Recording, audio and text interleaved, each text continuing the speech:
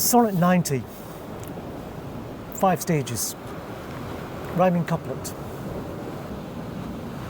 And other strains of woe, which now seem woe, compared with loss of thee, will not seem so. So loss of thee, strains of woe, I'm unhappy because you've left me, something like this. Last words. Now cross bow, or bow, now cross bow, after loss. After loss. Interesting. Sorrow, woe, morrow, overthrow. Maybe I'm going to overthrow my sorrow, recover from this problem. Last, spite, taste, might. Taste. Spite.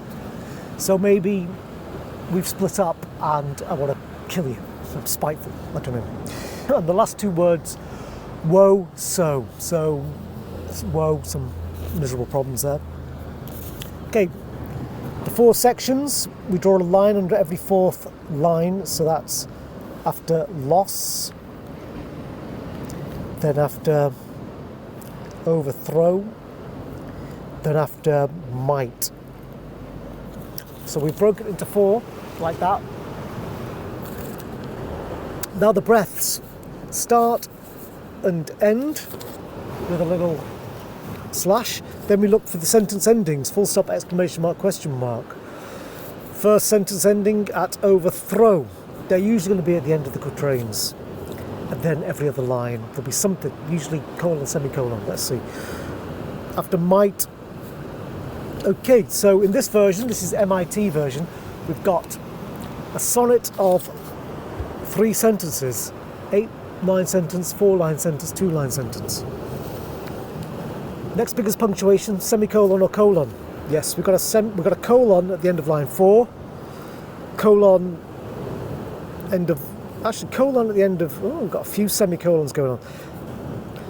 2 and line 4. I'm going to mark those in, but I'm not going to mark in the one that they've got at the end of line 1. And I bet in other versions they might not have that. They've even got a one 3/4 of the way through line 1 at Wilt. We've got a semicolon halfway through line 3 of the 3rd after come. I'm going to mark the breath in there. So I'm going to mark it as if it's a slightly longer breath. Okay. Now we're going to go for the caesures. What's the caesure? It's the natural break within the line. So we can assume the caesure is going to be on the semicolon in line 1. Now line 2. Now while the world is bent, my deeds do cross. Now while the world is bent, caesure, my deeds do cross.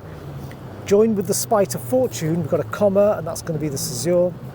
Make me bow, and do not drop in for an after loss. Do not drop in for an after loss. No, do not drop in for an after. I think it's after in.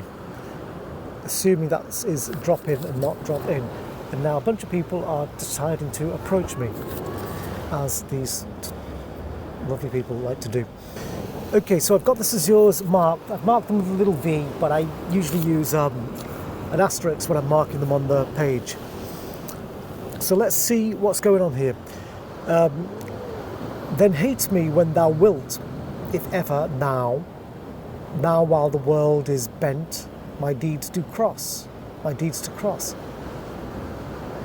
Join with the spite of fortune, make me bow, and do not drop in for an after loss.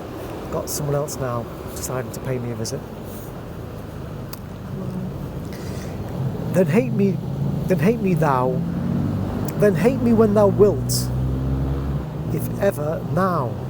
So if you're going to hate me, get on with hate me now. Now while the world is bent, my deeds do cross.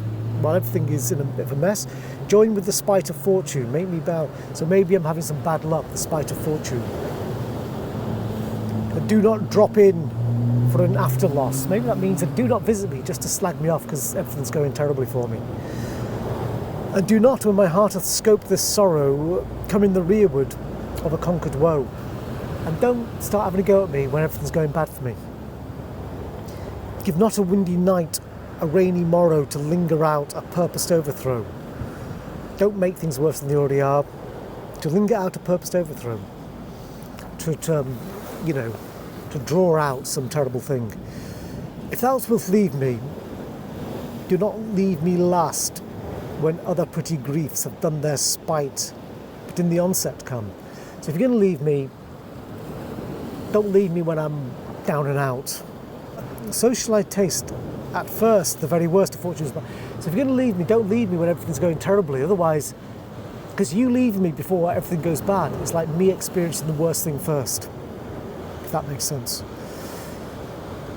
And other strains of woe, which now seem woe, compared with loss of thee, will seem not so.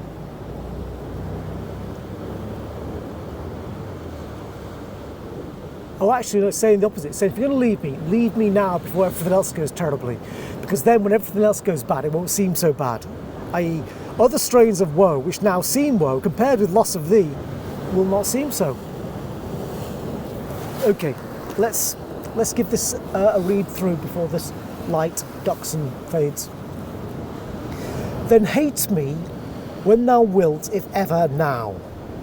If you're going to hate me now.